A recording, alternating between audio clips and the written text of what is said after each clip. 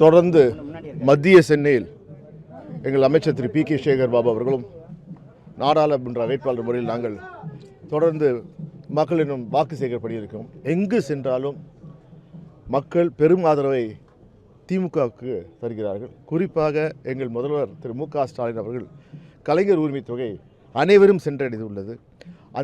அது மட்டும் இல்லை, இந்த 3 ஆண்டில் தேர்தல் அறிக்கை என்னென்ன எங்கள் தலைவர் சொன்னாரோ அத்தனையும் நிறைவேற்றிருக்கார். அந்த நன்மதிப்பு மக்கள் எங்கள் மீது காட்டுகிறார்கள். அது கண்டிப்பாக வாக்காக மாறி சென்ற முறையை விட இந்த முறை அதிகமான வாக்கு வித்தியாசத்தில் நாங்கள் வெற்றி பெறுவோம். இதே மனநிலை தான் தமிழ்நாடு முழுவதும் இருக்கிறது.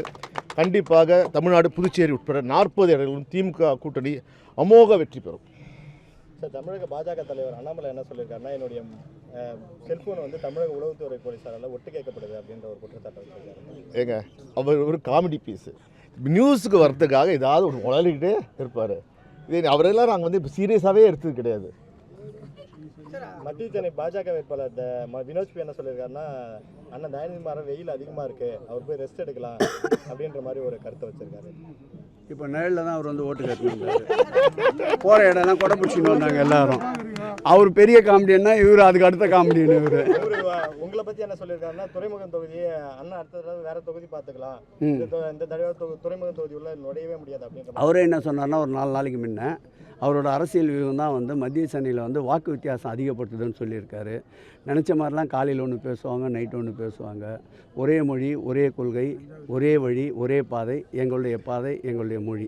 பிரதமர் நரேந்திர மோடி தமிழகத்துக்கு வரும்போது நீங்கள் பேசுனதை குறிப்பிட்டு பேசியிருக்காரு. அண்ணாமலை யாருன்னு கேட்டதுக்கு திமுக வந்து அவங்களுக்கு தோல்வியை இந்த மாதிரி பேசுறதுலாம் கொடுக்கணும் அப்படின்னு பேசியிருக்காரு. எப்படி பார்க்குறேன்? அதாவது நான் சொன்னது போல் பிரதமருக்கு காது கேட்காதுன்னு நினைத்தோம். ஒவ்வொரு முறை தமிழ்நாட்டுக்கு எங்கள் முதல்வர் வந்து தமிழ்நாட்டுக்கு நிவாரணதாரர்கள், வெள்ளத்தால் பாதிக்கப்பட்ட தார்கள், அப்போ காது கேட்கவே இல்லை. ஆனால் அண்ணாமலை பற்றி அவர் ஒரு காமெடி பீஸு, வெத்து வேட்டுன்னு சொன்னோன்னே பிரதமர் காது கேட்குது. ஏங்க, எங்கள் உண்மையான பிரச்சனை வாங்க. அவர் அண்ணாமலை எங்களுக்கு தேவையில்லை. ஆனால் எங்களுக்கு தேவை தமிழ்நாட்டின் வளர்ச்சி. தமிழ்நாடு வளர்ச்சிக்காக எங்கள் முதல்வர் தமிழ்நாட்டு மக்களின் சார்பாக வைக்கின்ற கோட்டைகளை இசைவுக்காரர்கள் கேளுங்கள். கேட்காமல் வெறும் கையை வீசிவிட்டு நீங்கள் வாக்கு கேட்க வருகிறீர்களே. 8 முறை வந்து விட்டுறீங்களே, எதற்கு? இதுவரைக்கும் 8 முறைக்கு என்ன செஞ்சிருக்கீங்க தமிழ்நாட்டுக்கு? இதாவது ஒன்று இருக்கா? குறிப்பிட்ட வகையிலே இதாவது ஒரு திட்டங்களை ஒன்றிய அரசின் மூலமாக தமிழ்நாட்டுக்கு வந்திருக்கா?